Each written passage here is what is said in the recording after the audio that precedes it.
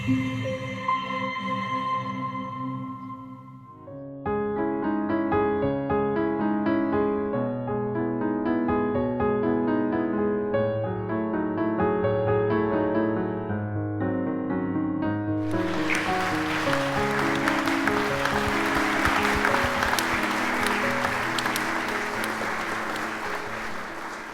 gives me great pleasure now to introduce our keynote speaker, Professor Syma Khalid, from the University of Oxford.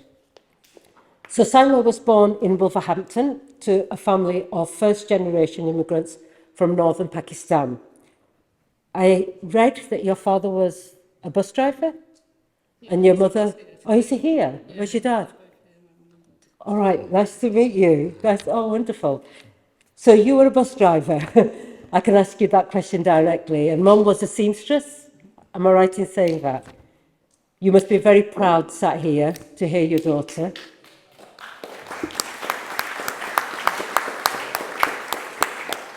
And for some of you who may know that when we're in a room with people of first immigrants, Syma, we have to say thank you to you for everything that you've done. I know that Syma's here speaking as a professor from the university, but she's here because of you two. So many, many thanks for all that you've done and your contributions, because I know for first immigrants, it never was easy.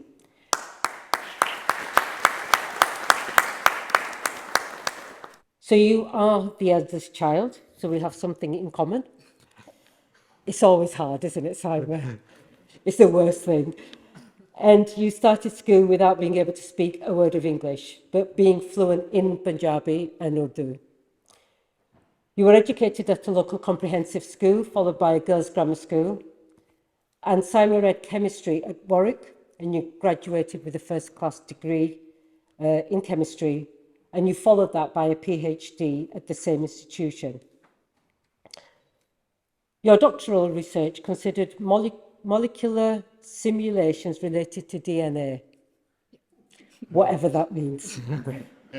She started her professional academic career in the Department of Chemistry at Southampton, and in 2021 she was appointed Professor of Computational Microbiology at the University of Oxford and Tutorial Fellow in Biochemistry at St Anne's College in Oxford.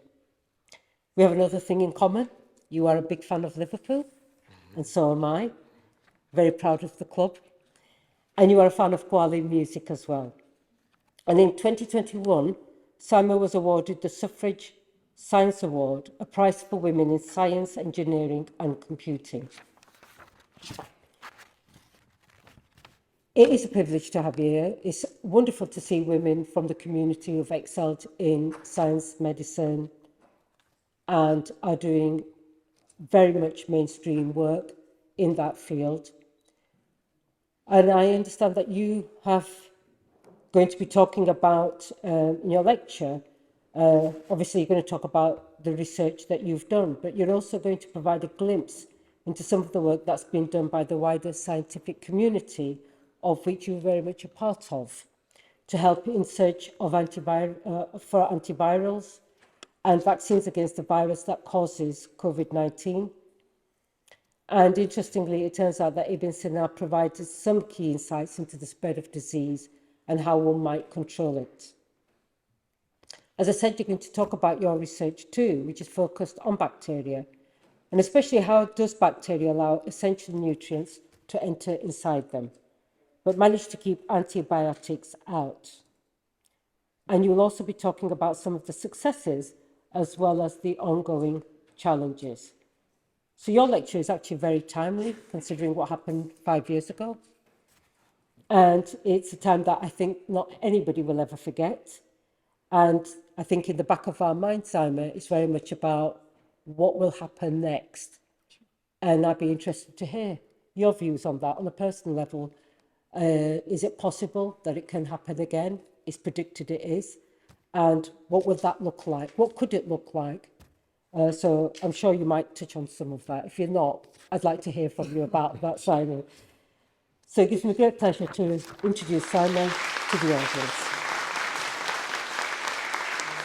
I'd like to start by thanking Hassan, Amjad, and all the other members of the Muslim Institute, first of all for the invitation to speak here. It's a great honor and a privilege, but also for the smooth organization and the planning, and for making my family and I feel so welcome here in Bradford. It's my first time back for maybe a decade or so, and it's a wonderful city, and I love the architecture, and the warm welcome that one always gets from people here. I think it's marvelous. Okay, so I won't pretend it's a tad daunting to sort of give a lecture which is named after such a big person, a big historical figure. And I thought, actually, I'm not going to discuss the sort of facts and figures in the life of Ibn Sina, because the Lord Mayor, Amjad, have done a great job in doing that. But what I did want to talk a little bit about was perhaps the context of Ibn Sina. So as we all know, he was a great polymath. And perhaps in these days, it's not so possible to be, in this day of sort of real specialization, it's very difficult now to become an expert in many different fields in a way that it was perhaps 1,000 years ago. However, he did do that, and he did that because, of course, he had an enormous intellect. But we also have to think about his context. He had access to books. He had access not only to books in his own language, but he was able to get hold of Latin texts. And he was embedded in this environment where academic and intellectual pursuits were actively encouraged, specifically for men. Perhaps not so much for women, but for men they were encouraged. And he was encouraged to do that. But nevertheless, he also was an interesting character. He was a very difficult character. He was a very arrogant man. He loved alcohol, and it turns out he was quite fond of the ladies too. And so I think, but if we focus on those things and we let that worry us and get us down, then we lose out on all the wonderful things he did. And the sort of message I wanted to put across is that all of us as humans are a complete package. None of us is a saint, and none of us is the devil. We all have these sides to us, and perhaps in particular, and I don't want to labor this point, but perhaps it's something that sometimes happens in immigrant communities. We're trying so hard all the time to make an impression and to integrate or do these things that sometimes we can be very hard on people who are a bit different. And focus on the negative. So, a sort of a message from me really, in the spirit of Ibn Sina, is to let people be who they are, allow them to, obviously with guidance, make some mistakes, and always leave a path back. And just sort of, before going on to the rest of my talk, I wanted to, when Hassan and Amjad invited me to give this talk, I did a little bit of digging around into Ibn Sina, and it turns out that actually at Oxford we were very fortunate. At the Bodleian Library we have access to some of the original texts. So I show you here in the image pages from Al-Shifa. So this is book 2, which is devoted to physics and natural philosophy.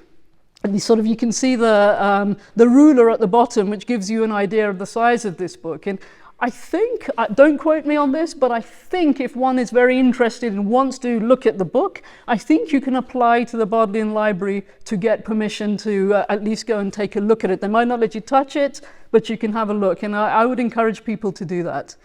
And so I think, sort of before moving on, just a message to none of us in the room, of course, are Ibn Sinas, but what we can hope to do is find and unearth and encourage the next Ibn Sina. And perhaps to do that, let's try and keep an open mind, will be my message. So with that, having said all of that, Ibn Sina had a great intellectual journey, but his geographical journey was actually fairly confined if we compare him to other great polymaths or intellectuals who sort of traveled all around the world. He didn't travel so much around the world. He was sort of confined to that sort of Persia kind of, sort of area. And that is my only similarity with Ibn Sina. So I just thought I'd give you a brief biography of this quest, which is also very, very limited. So the story starts in Wolverhampton in 1977. So as Adiba said, I was born in Wolverhampton to Pakistani immigrant parents. I then moved 1 hour south to Coventry to do my PhD at Warwick, following my first degree in chemistry, and you'll see a pattern forming here. I then moved 1 hour south again to Oxford as a postdoctoral researcher. Sort of geographical journey in this case is not very adventurous, but perhaps the life journey was a bit more startling, as I won't go into the details, but you might be able to pick up on. And then after that, I moved 1 hour south again. So you can see I'm keeping myself confined to this 1 hour in terms of geography, to the University of Southampton, where eventually, after much blood, sweat and tears, I was promoted to full professor. And then almost 4 years ago now, moved 1 hour back north this time, back to Oxford, as a tutorial fellow and prof in biochemistry. In terms of the intellectual journey at this time, that went actually from chemistry to biochemistry, and now this thing, I think, and possibly the world's first computational microbiologist. It's a field that I'm trying very much to establish, and so the idea here is that we're using our understanding of chemistry to try to inform biochemistry. And as you can see from the images, in my particular case, I want to understand how bacteria protect themselves. Okay, so what I mean by that is, if I was to give any of you guys a glass of poison and say, drink this, of course you will not drink it. Your eyes are telling you it's poison. Probably you can smell something that smells a bit noxious, and so you're thinking this is poison, I'm not going to drink it. That's fine. But how does a bacterium do this? It is a single cell. It has no eyes, no nose, no mouth, no brain. How does it know this is an antibiotic? Keep it out. How does it know this is iron? I need this to survive. Let it in. And so it's these sort of questions that I'm trying to understand. But before going into those in detail, I thought, and if this is patronizing, someone just shout at me and I'll move on swiftly. I thought it would be useful just to go through the scales of biology, the spatial scales. And biology is very different from chemistry in the sense that in chemistry, I go into a laboratory, I have a test tube, I pour something in, and that's kind of my world and my scale. Biology is very different. So on the screen here, you can see a human hair in context. And around the human hair, you can see a blue ring, and I'll focus in on that in a second. And within that blue ring, you will be able, the sharp-eyed of you amongst you will be able to see an orange ring. Let's just look at those in detail now. So the blue circle, okay, that is 1 grain of dust or pollen, okay? So now if you think about a human hair, you can see how many grains of dust we can get around that, right? So the point I'm trying to make is the dust is very small. And now around that we have these orange spheres. Each one of those orange spheres is a bacterium. Okay, so we cannot see this with human eyes. I think there's 1 or 2 which are really giant and they can just about be seen. But in general, we cannot see, we can just about see dust. And even with dust, you need to have quite a few of them together before we can see them with eyes. Bacteria, no chance, we need microscopes. But now, take a look. Can you see within the orange sphere, there's a red sphere? That is a virus. Okay, so this thing that caused the pandemic 5 years ago, this is how small it is, and it's pretty humbling, right? If you think about it compared to the size of a human hair, this thing caused those deaths and caused us all these issues, okay? And it turns out, and I'll go into this in a second, it's not even a living entity. A virus is not alive, it's just a particle. It cannot survive without a host, okay? So this thing almost brought the planet to its knees, okay? And we'll sort of talk about that a little bit in a second. So what I wanted to just touch on is that obviously I'm an academic, and as an academic, I guess most of you will appreciate that I do a lot of teaching. It's part of the job, and I do lots of research too. It's also part of my job. But it turns out there are other things also, aside from the research and the teaching. And so in this talk, I'm going to touch upon both the research and some of these other aspects. I won't spend too long on this, but I just wanted to explain the methods that I use in my research.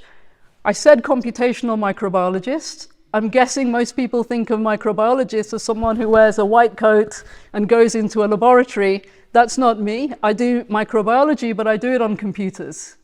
So if I can get this movie to work. Here we go. Okay, so this is what I do. So what we do basically is we make movies of molecules.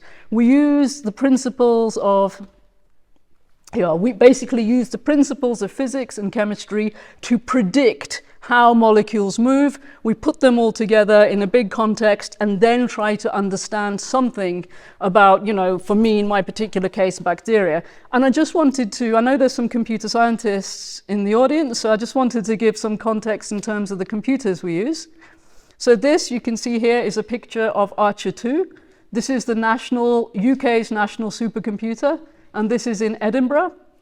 And for those of you who sort of know and care about the sort of specifics, you can see some details of the nodes. And so it has over 5,000 nodes. So it's a little bit like taking 5,000 ordinary computers, connecting them up, and then this makes a national supercomputer. You can see the picture here, it was from when they were installing it. And you can see the pipes at the top, right? It has to have its own cooling system. The floor has to be reinforced. It has to have its own air conditioning supply and backup supplies. So, and this computer is used not just by my community, it's used by the people who predict weather patterns, it's produced by people who make new materials, it's used by artificial intelligence people. And so I guess what I'm trying to say is the kind of computing we do is very difficult it generates masses of data, and we need enormous computing power to do it. So typically my research team, they will apply for time in Edinburgh, they copy all their files, move them to Edinburgh, run the calculations, and then transfer everything back to Oxford for the analysis. Okay. Now during the pandemic, and sort of touch on that in a second, so it turns out, and we've heard about this already a couple of times, that Ibn-Sina may well have been one of the earliest proponents of this thing, which is called germ theory. Now, germ theory is that infectious disease between humans can be spread without direct contact between humans. So Ibn-Sina would not have known that this was spread through bacteria or viruses, but he knew it was spread through something else. It could have been the air, water. He didn't know what was in the air, but he was astute enough to work out that we did not need direct contact. And he talks about this in the West, what's known as the canon of medicine, but in the Eastern world is known as the al-Qanun al-Tibb. And he also advocated for quarantine. So he had this thing about 40 days quarantine, which of course, during the pandemic, we all got to know about lockdowns, and I think perhaps his wisdom might have been very useful. So one of the things that academics did during the lockdown, or certainly academics in my area, is that when the pandemic hit, we were told by the research councils, I guess the government through the research councils, we are going to give you this much computing time on the national supercomputer. Can you tell us how to make new drugs? How to make antivirals or vaccines? And I'll just just explain the difference. Antiviral is when you have the virus already, it stops its spread and relieves the symptoms. Of course, a vaccine will stop you getting it in the first place. So there's these two different things. And you can see in the diagram here that I just give you a picture. What happens is the virus, you can see on the bottom of the picture, it attaches to the orange part, and the human, and they connect. Once that connection is made, then the virus can infect the human. And so it's a bit like these you can see with the two Lego pieces. It's like two Lego pieces perfectly fitting.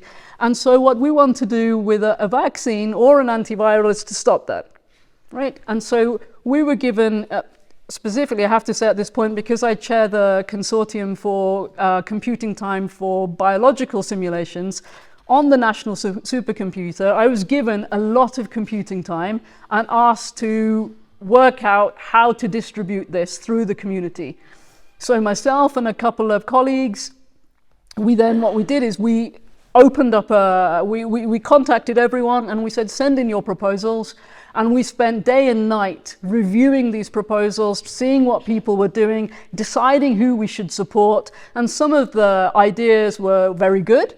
So for example, people were saying, well, if we have current existing drugs, we know they're safe. You know, they've already been, all the safety testing has been done. Maybe we should try using those. And then we had everything from some really crazy applications, including for those of you who are South Asian or Punjabi or Hindi speaking, we literally had people saying that haldi is the answer to everything, which I think maybe my dad might even have said so. But so we had to really go through these proposals and decide these were the ones we were going to support and these were the ones we were not. Oftentimes people had the same idea, and then we were able to put them into teams and say, guys, you've got the same idea, we're not going to, work together. And so this, I hope, gives you another side to academics. It's not just teaching and research we do. Oftentimes we're helping the government, we're helping other organizations, we're helping charities behind the scenes to do various tasks, oftentimes which are very pressing. Okay, so that's viruses. As I said, my own interest is bacteria, and without wishing to depress you all, I'm going to now tell you about the threat of antibiotic-resistant bacteria. So we've had one pandemic. It was devastating, and it was viral in nature, so a virus caused it. It's highly likely that the next pandemic will be bacterial in origin. And I've just put here some highlights of some. Well, they're not really highlights in the sad, they're very sad, but here's some headlines you can see here about resistance developing to antibiotics. And what that means is that current antibiotics that we have are going to stop working, and many have already stopped working. And what that means is the bacteria, and this is key, not us, the bacteria become resistant. So the antibiotics which used to work before, now moving forward, do not work, for various reasons that if people are interested, I can talk about at some point. Okay, and so now you can see there the stark figures. 1.27 million deaths caused directly by antimicrobial resistant bacteria in 2019, with a further almost 5 million associated with the same issue. Okay, so these numbers are going to just get worse and worse. And the problem is, nobody is trying to discover new antibiotics. There are no pharmaceutical companies really working in this area. So it's called the discovery gap. The last real novel antibiotic was discovered over 20 years ago. There have been one or two since, but it's just been tinkering with already existing ones, no new classes. And the reason for that, if I'm honest, the brutal biggest reason is it's hard to make money. It's almost impossible to make money from making antibiotics.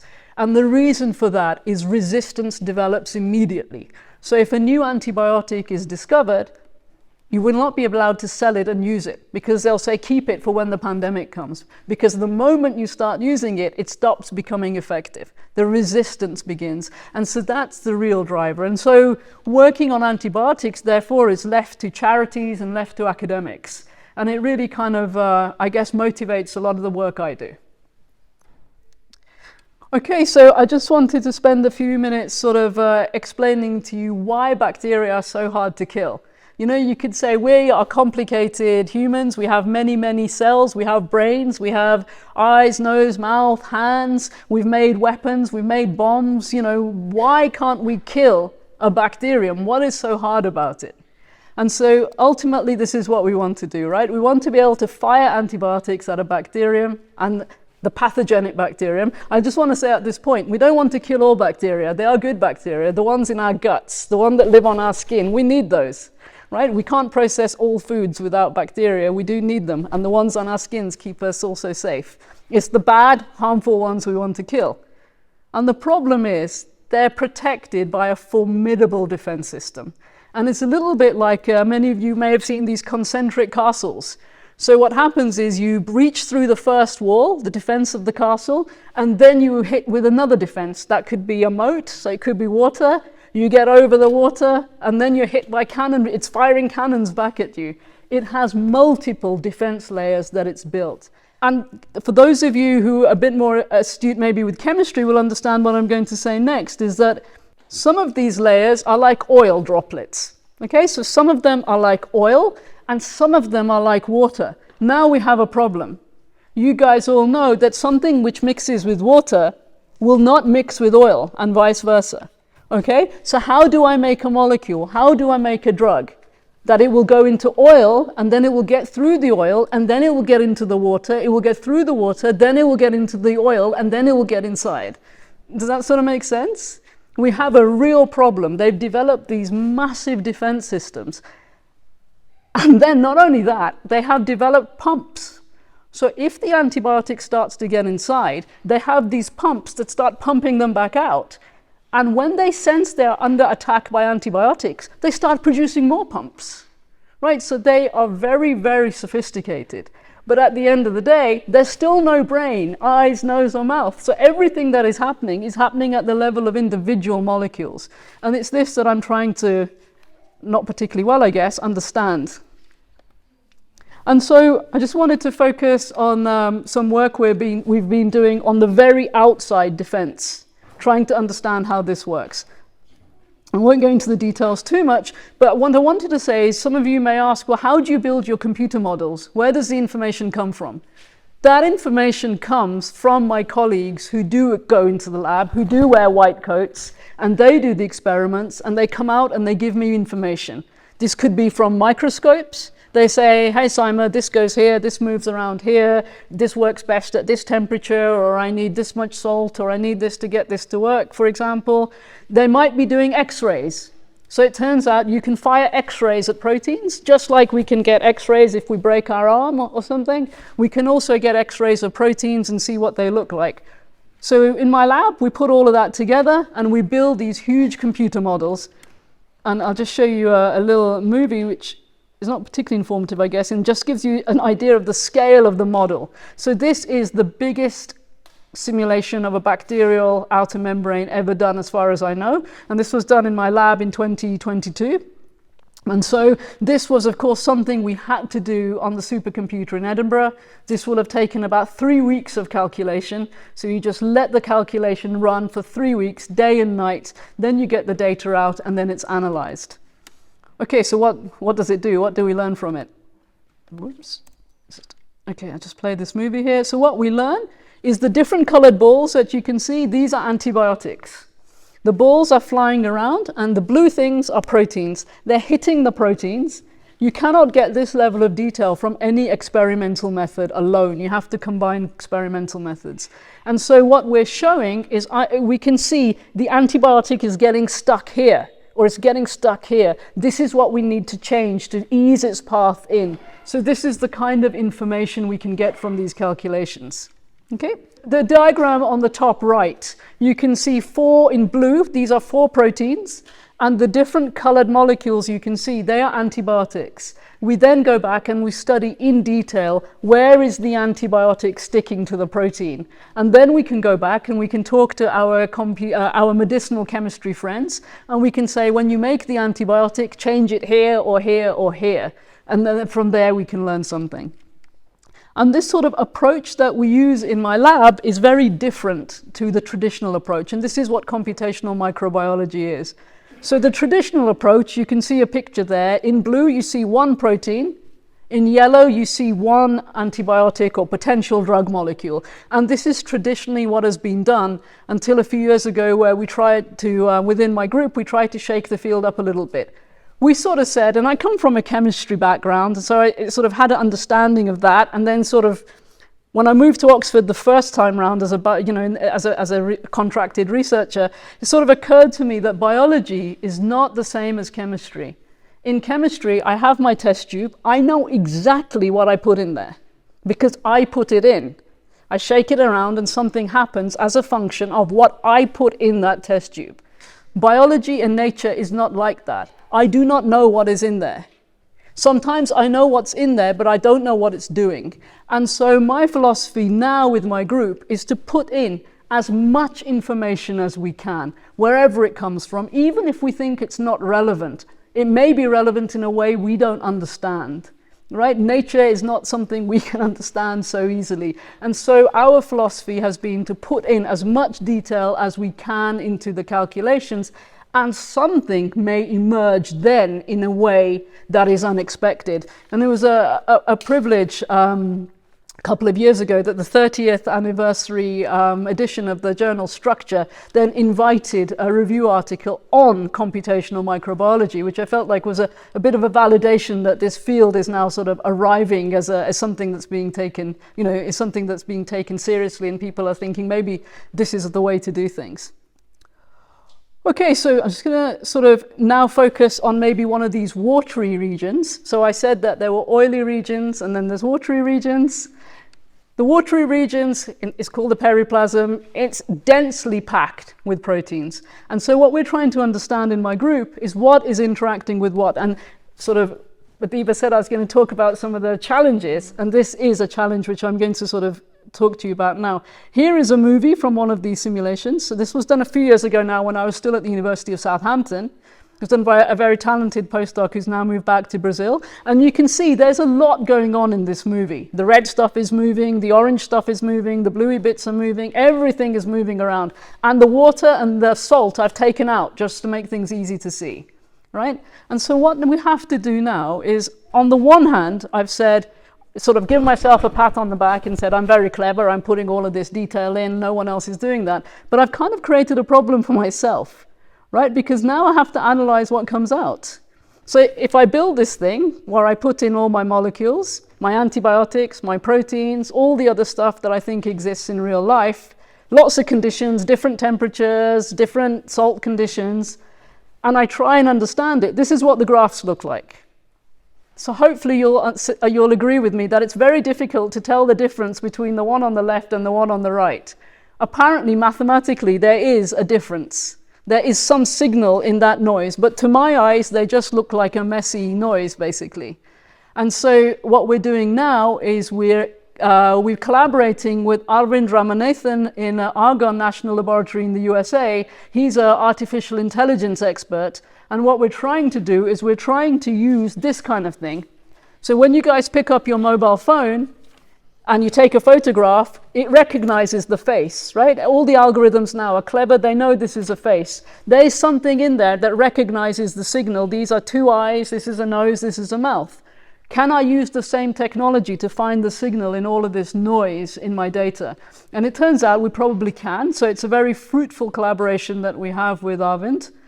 And just sort of to take that on one step further, this is some new stuff that I'm really excited about. Actually, the last is quite timely because the very newest data just came out 2 days ago from this.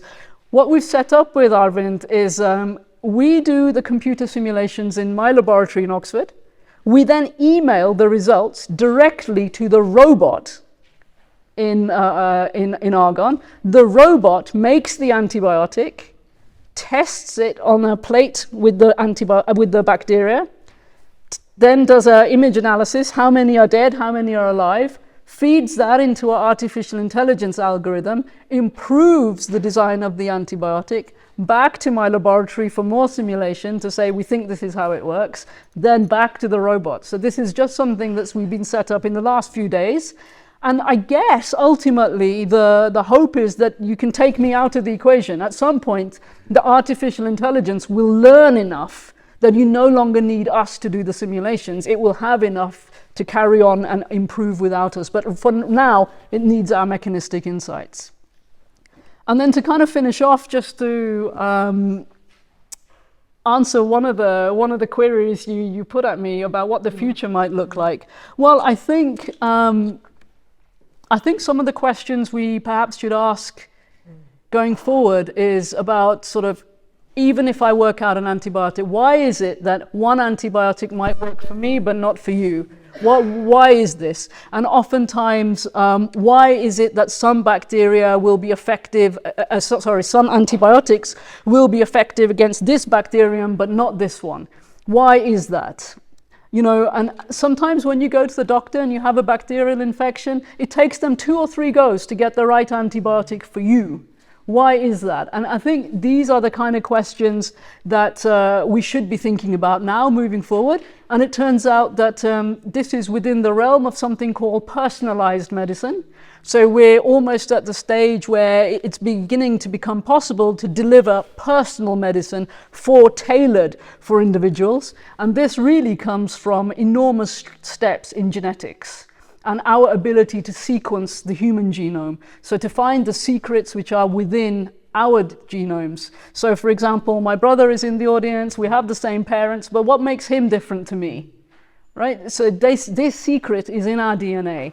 And for example, I have friends and colleagues at Oxford. Nanopore Technologies, a wonderful world-leading company that's come out of Oxford, and they are now managing to do this. You can do it on something as small as a USB stick now. They can take that and they can sequence genomes using this technology. And I think that's the future.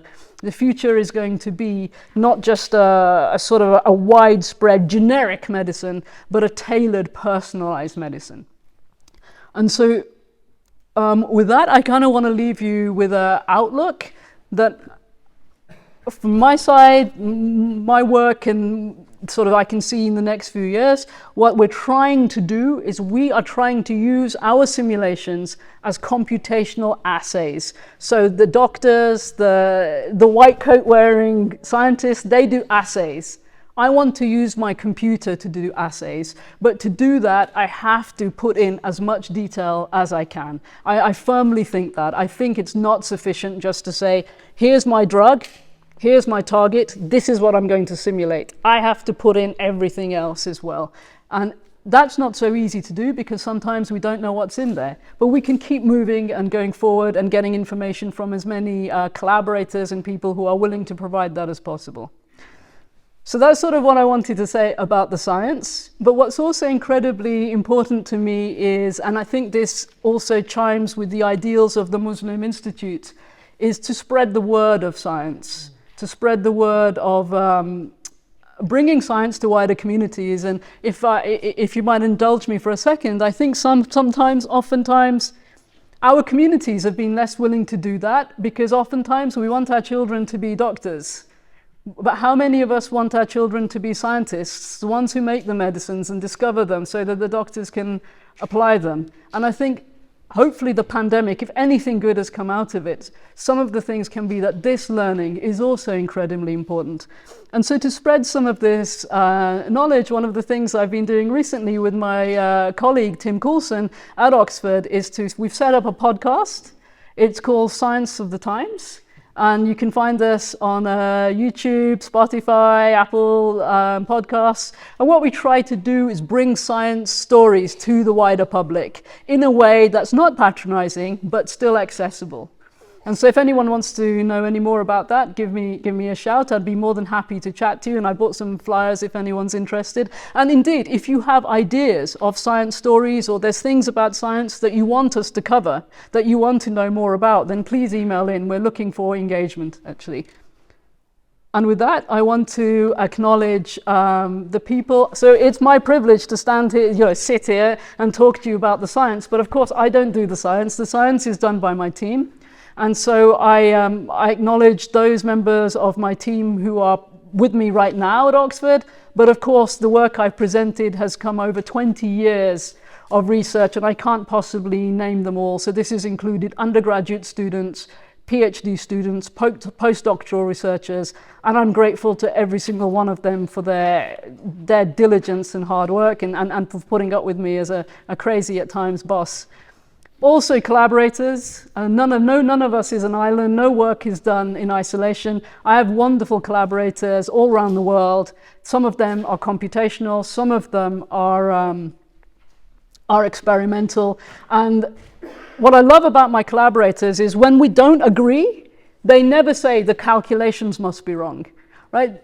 I never say the experiments must be wrong. We always think maybe we've measured the wrong things. So let's meet in the middle. And that open-mindedness has been wonderful. And every single one of those collaborators is the same. And finally, I want to also acknowledge my funders.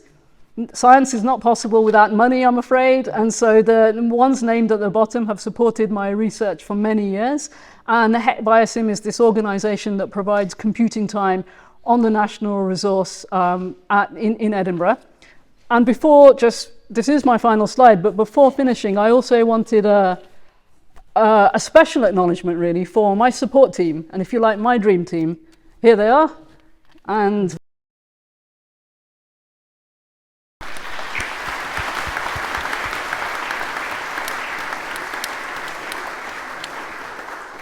what can I say? I think that was a really, really wonderful lecture. And somebody who's not of a scientific background, I actually got quite a lot of what you said, so you've done really well to communicate that. Thank you very much. And it's really good to hear about the really important research and the scientific work you've been doing over a number of years. And you're clearly doing it with passion and enthusiasm. And I think for me personally, really appreciating the importance of the work that you and your team and all the people that are supporting you in understanding the very basics of science, the very basics of chemistry, the very basics of bacteria and everything that you're doing. So all of that is leading to making sure that people in society live better lives, quality of life, live longer and are healthier. So thank you very much for that really important lecture. I think actually we will open it up to the floor, but let me, as the chair, have the privilege of actually asking you a question first. And you've made reference to artificial intelligence on a couple of occasions in your lecture. And I'd be interested to hear from you, how do you think there will be a place for physical scientists at some point, like yourself, in the work that you're doing, or is it really going to be taken over by AI at some point? Well, that's a really good question, and I think AI has opened up people's, it's shaken people, right? People are worried. Am I going to have a job in the future? Is AI going to take my job? And I think in some areas where things can be perhaps automated, or it's obvious where something can be learned from a large data set, that may well be the case. But I think AI cannot, or certainly at the moment, is not able to generate new hypotheses that are completely out there from something it hasn't learned. Right? It's very much dependent on what its data set is. It learns something from something, and it uses that to predict something else based on weightings and probability, but it cannot generate completely new hypotheses and then test them. AI cannot make AI, if that makes sense. And so I think for human ingenuity and discovery, yes, I think we will always need people to do that. But if I want to write a computer program to do something, AI can do it for me. Right? But if I want to create some completely new functionality that has not been seen before in computer science, then AI probably cannot do that. And so do you think it's going to add value to what you're doing and people like you are doing? Is it going to, give it that extra? Yeah, I mean, very much so. As I said, just to help us to find signals in noise, and it's not sort of central to what I talked about, but many of you here may have heard of this thing called AlphaFold. And so what AlphaFold does, it can predict the structure of any protein. It's remarkable. And so two of the guys who were instrumental in that got the Nobel Prize in chemistry this year, so 2024. And so in the past, we always had this concern, right? We needed to have an X-ray structure or a microscopy image of a protein before we could do anything. Now, no longer needed. AI will predict it. And just one final one from me. In terms of the computer technology that's required to help you to do your job, is that actually in terms of research being done in the UK, or is it coming from other parts of the world? Again, a very good question. So it turns out that moving forward, we are using graphical processing units more and more, GPUs, and these are made largely in the US. And I won't go into the politics of it, but they do control much of what is sold elsewhere. And so I know that in China, they're also they're very big in AI, but they're somewhat hampered because of this lack of access to the GPUs. So the technology, the computer hardware is not made in the UK. We buy it in. And I would say for what I do, the software is also not written by us. It's written in, I guess now it's in Sweden, but originally it came from the Netherlands. Yeah. Okay. So the scope for us to think about that, or is it just too expensive to do? Or we don't have the brain to be able to do that? I don't think it's a brain. I think in the UK we don't have that manufacturing industry anymore. We don't do these things, right? I mean, Japan, US, they do this. So my feeling would be let them, right? They do it, we use it to do something cool with. I think we're good at innovation, right? We're with what we have. So I think that would be my take, but that's just a very personal take. Yeah. Thanks very much. So I'm going to open it up to the floor. If you've got a question, raise your hand, please. Thank you so much for an extremely fascinating, interesting lecture. So, in your lecture, you mentioned that the next pandemic predicted will be bacterial. So, could it have been was it predicted before COVID, say 5 years before COVID, that the pandemic would be viral?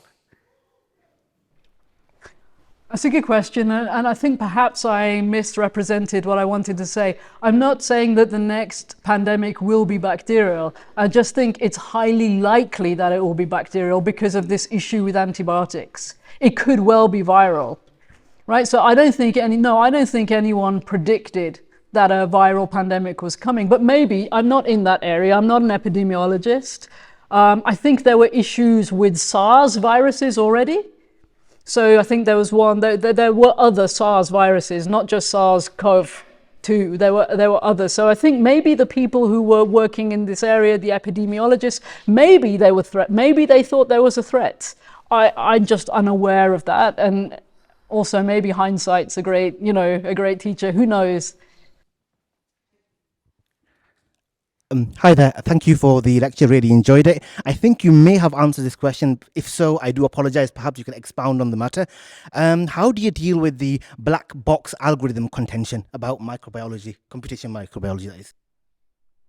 The black box Algorithm contention, whereby it has been stated by some critics that though you have good prediction from this, the mechanism by which it reached that conclusion you're not already aware of, and that's going to affect you when making high stakes decisions. I'm not going into the ethics, but just merely on this point here. So I think what we're trying to do with the work we do in my group is actually address that point. It is mechanistic. It's mechanistic by its very nature. So I want to work out how an antibiotic gets through, gets through the cell and gets in and acts on, and in getting through the cell, it may well puncture such a big hole that all the contents of the cell leak out, but that's a known mechanism. So I think we are literally trying to address the mechanistic issues. This is different from bioinformatics, right? What I'm doing is molecular dynamics, which is inherently mechanistic. So, Taiba Afzal, hi. So, could your research be just over here? Could your research be used to help GPs determine what antibiotics are suited to an individual, so they're not having to take multiple antibiotics? My research, personally, no, but the genetics guys, yes. So actually, just for my podcast, we interviewed the CEO and the CSO of Oxford Nanopore Technologies, and they're doing remarkable work. So their work is now already being used by the NHS. So they've used, the guy, when he came to do the interview, he'd just come from Thomas Hospital in London, Guy's and St Thomas's, and they were already using it for not just for working out which antibiotic would be best for you, but actually detection. So it's early days yet, but the genetics people will do this much faster than I will. If you had to predict how long do you think it would be? It depends for what, right? I think for personalized antibiotics, I think it's some way off yet. And the problem with antibiotics also is the bacteria, they evolve so fast. They're always one step ahead of us, right? And so personalized antibiotics is okay if we stop abusing antibiotics, right? When you have antibiotics, finish your course. If you don't finish your course, the ones that survive, they're going to pass on that resistance and learn, and then they're going to keep ahead of us. And so it's a moving target all the time. Basil Altai from Leeds University. I am a theoretical physicist. In physics, we always look at the equation of motion.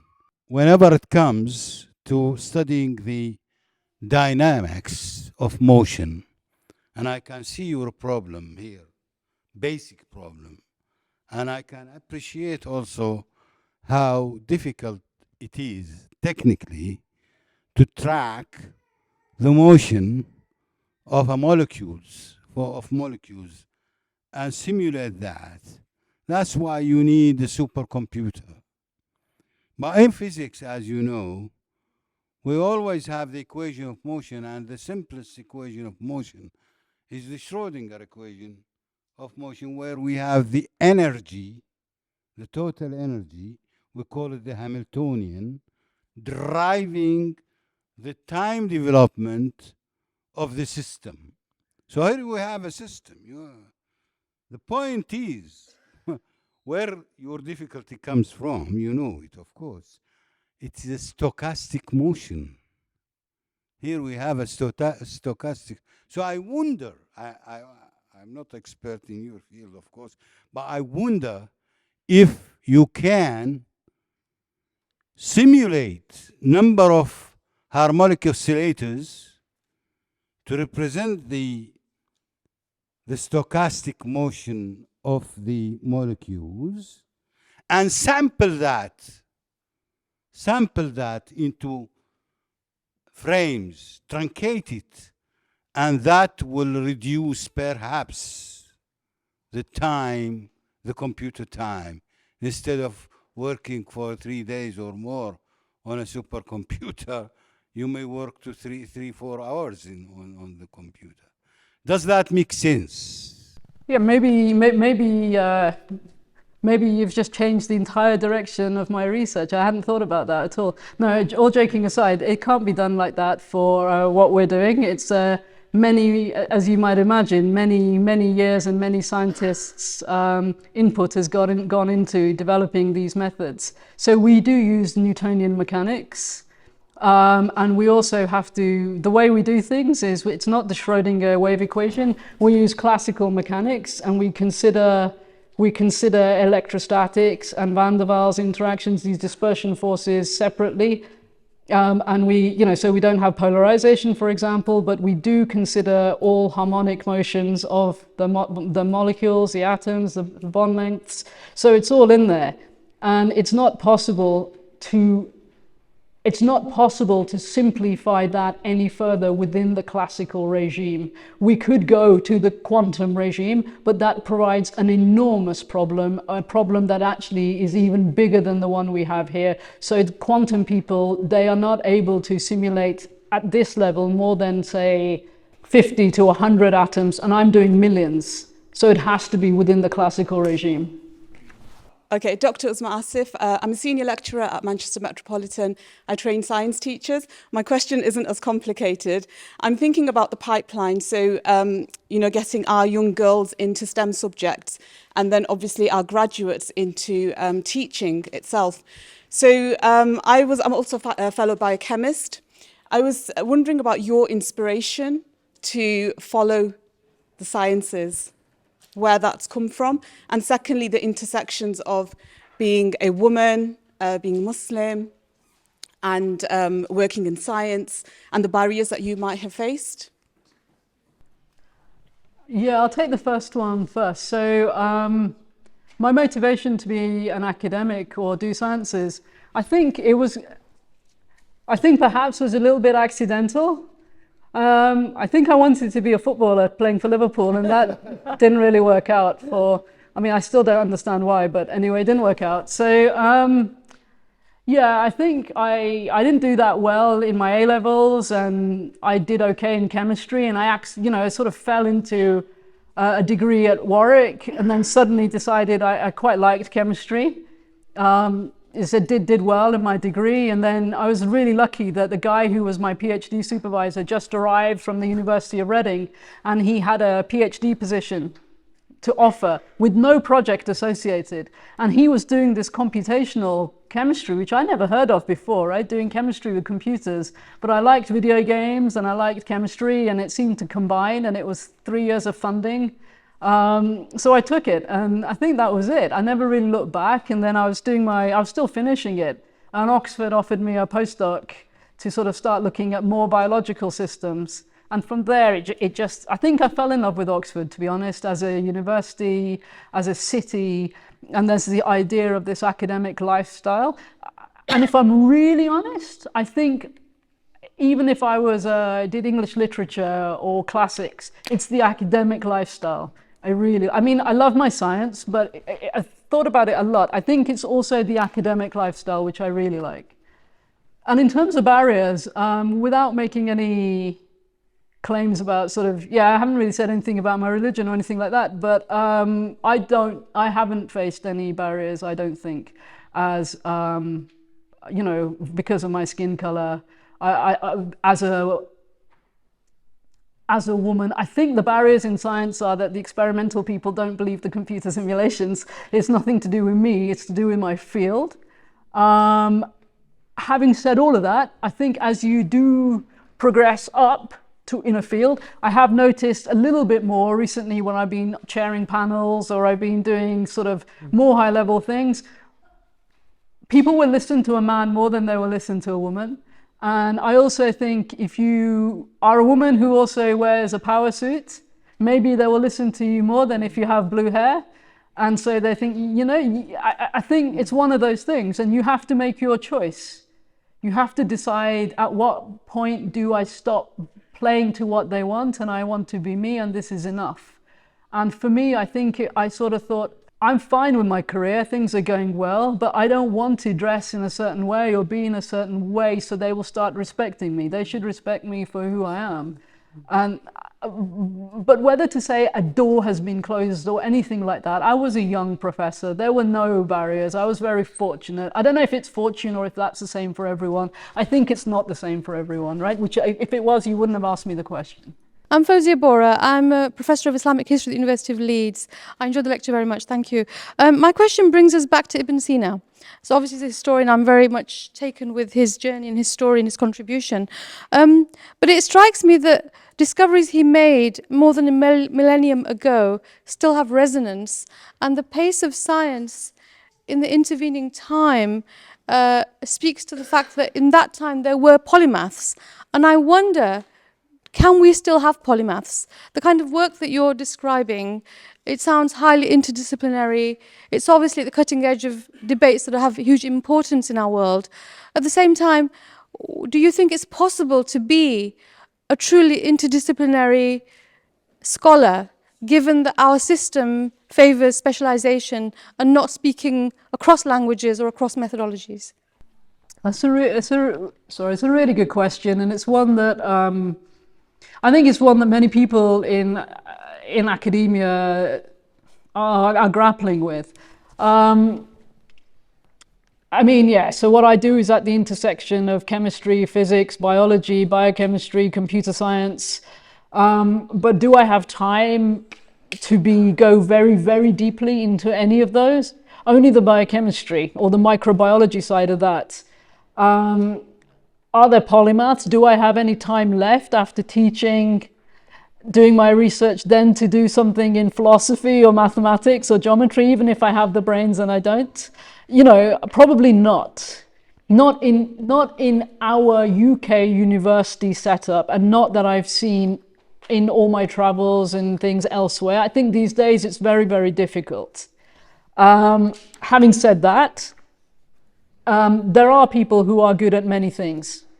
I have collaborators and friends at Oxford who are not only great scientists, but then it turns out they're also musicians and they also write poetry. So maybe it's just not me, but these people do exist, but they're few and far between. But also I would say that the poetry they write isn't going to break the barriers in poetry in a way that a polymath would. Hi, my name is Malik Takrim. I am a final year medical student at King's College London with a prior master's in global health from LSE.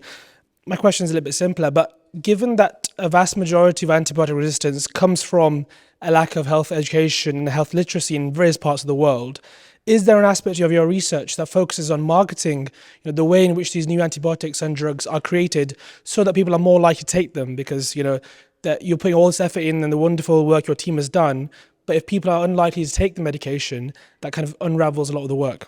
I think it's a really valuable point. It's really important.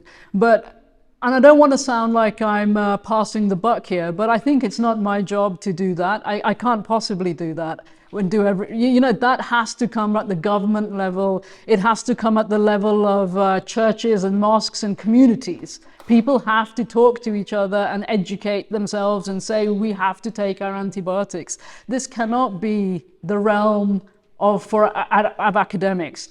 Having said that, a few years ago, when I was still at Southampton, I went to Bangalore in India with a group of people, and there we were trying to educate people a little bit on this issue, because a lot of the problem is not just it's not just people not taking their course of antibiotics; it's the indiscriminate use of antibiotics on crops. In lots of countries, they just spray the crops with antibiotics in a sort of preemptive manner, and that's also very, very damaging. And at some point, this has to be regulated. This has to be at a higher governmental level. This cannot be something that an academic can do, I think. But nevertheless, we're trying to put the word out there with sort of outreach, public engagement, with the podcast. We're doing what we can, but it's very, very little. It's tiny. It has to come from a higher level, I think. Rahana Minhas. I'm a former director of education for Education Leads with a specific brief for equality and entitlement. I've been really delighted being here. I feel it's a privilege, and it's been so refreshing and inspiring listening to you. And being here took me back to those days when I worked for the Inner London Education Authority before Margaret Thatcher abolished it. And to get young black girls, and I use the term black in a political way, we felt that there was a need to look at the history of science, so it isn't seen as a white Western male construct. So I was delighted that you've been presenting this lecture, and I think you will be making a phenomenal dynamic appeal to young women who feel maybe that they cannot break the glass ceiling, and many who have perhaps not been as fortunate as you. Because certainly in my days at being on the University of Leeds governance, it was very clear the discrimination academics, women, and particularly black women faced in terms of becoming professors. So I'm delighted that it's the Ibn-Sina lecture, because that gives us so much inspiration in terms of challenging deep-rooted views and values, which are basically racist, sexist, and quite often, in terms of misogyny. So welcome seeing you here. I love the blue hair and keep at it, because we do need to be ourselves. We don't need to conform in terms of definitions of ourselves. So thank you very much.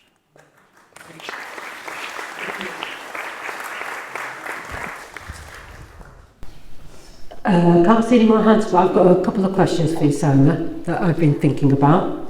And it'd be interesting to hear your views regarding the pharmaceutical companies, because you've mentioned that in your presentation. You said that, and I've written this down, so correct me if I'm wrong, that nobody is really discovering new antibiotics, and they haven't been doing that for the last 20 years. Am I right in saying that? And I'd be interested to, I'd have thought for the pharmaceutical companies, wherever they may be based in the world, that this is an area that they'd be really interested in and wanting to come up with new products. Well, I think they have been working in the area sort of on and off. There just hasn't been a new class of antibiotics discovered in the last 20 years. The issue is that, so I started working maybe 7-8 years ago with a company that was working on an antibiotic. A year into the collaboration, they just closed their section that dealt with antibiotics. It just closed down. And the reason is it takes a long time to make an antibiotic, and they can't make money from it, right? So at some point they have to pay their workers. So the big pharmaceutical companies, they will make money somewhere else on, you know, the anti-slimming pills, or, you know, the cancer drugs, which will make money. And then as a philanthropic exercise, they will have some area where they do some work on antibiotics, knowing that that one isn't going to make the money, right? So I think it's hard to blame them, right? They are also businesses. Yeah. Right. And so you also made reference around the academics and the charities are going to be funding some of that. Do you think that will continue? I mean, I hope so, because otherwise I'm out of a job. Yeah. I think so. And I think, you know, at the government level, money is, well, actually, right now, there's about 2 calls from the UK for grant proposals for antimicrobial resistance. So people are recognizing that it's a problem. The World Health Organization recognizes it's a problem. So there's various institutions which are not charities, they're not pharmaceutical companies, not academia, but, you know, and they are worried about this and money. I mean, actually, the Bill Gates Foundation, we just, I don't know whether we're going to get it or not, they had a call out for antibiotic development, and we just put an application into that. And the other thing I wanted to ask you was, in terms of the continuation of research, and I would imagine that this collaboration is going on across the world in your field. Are we the best, or are there other countries who are better at it than us? And if there are, who are they? I think it depends what you mean. I don't think any country has has some claim to be the best at any type of research. I think there's enclaves of great researchers in different diverse areas in all countries. And so there are some things like I think you can sort of say, if a technique has been developed in a country, then probably the world leading expertise will nucleate from that country. But it doesn't take long, and thankfully in this world, for the people with the expertise trained in that country to go and set up their own new laboratories. So that could be in England, trained in England. That's where the technique was developed. Go to India, go to Iran, go to the US, go and set up your own labs, and it soon spreads. So I think it's, and I think that's a good thing. Yeah. I mean, it costs a lot of money, doesn't it? Yes. And it requires a lot of investment. It does. And you're working for a university that's a leading university in the world. So that puts you in a very good place, because I'd like to believe that the kind of investment would continue. The investment doesn't come from the university, right? So No. we still have to apply for grants in the same way as everyone else. Being at a leading university, the advantages are that you would hope that, and in my experience has been the case, that your colleagues are world leading. You can build world leading teams. The students that come are world leading. That gives you an edge. But we still have to apply for grants and justify every single thing we do in the same way anyone else does. I'm going to give you the last question, Iqbal, because I'm going to wrap up. So it's more a comment than a question, to be honest. I have a confession to make, because most of my life I worked for major pharmaceutical companies, global giants. And when I went into the industry in '85, every single major company, guess what was the promotion at the top of the list? Antibiotics, then painkillers, then other things, whatever. So I have a little guilt complex, but I didn't promote too many antibiotics. That's the truth. The reality is now, though, we've shifted in terms of healthcare in a major way, where your GP would hardly give you any antibiotics, even if you're asking for them. And that's been a shift because of this resistance you call. I mean, your presentation was absolutely fantastic. So it really, sort of glowed when I sort of saw all those molecules dancing and your presentation. But that's the reality, that I think there was misuse by both the industry and the regulatory bodies, especially in the Western world. But that has changed when NICE and other from my daughter's a pharmacist who guides GPs. So, and you've all seen the big changes. But the other thing that happened, I went to Pakistan, Kashmir. They were giving antibiotics like sweets. Yeah. And that's the problem. So whilst here you can't get an antibiotic at all from a GP unless you plead, you have coughing for 10 weeks. In the developing world, they take antibiotics like sweets, 2 days, 3 days, and yet antibiotics should be taken as a course to kill the bug, the bacteria, etc. So we've got a real problem in terms of the resistance that you're talking, and we need global approach to this. So just to make my confession before I say a few other words. Thanks, Iqbal. As chair, I think I've done okay because I've been told to wrap up at 8 o'clock. It's a couple of minutes away. I've not done too bad. But there is one question I do want to ask you before I say thank you to you. When you've retired, what do you want to look back and say you've achieved? I think that's really easy to answer because given the current government, I don't think my generation is ever going to be allowed to retire. There's no pensions. So I don't think I have to answer that question. I think, as with any educator, I think what made me happy is if my students go on to do good things. But I don't want them just to be good scientists. I like them to be good people with strong sense of ethics. I think that would make me happy. It's been an absolute pleasure to be here today and to hear you speak, Syma. Thank you so much.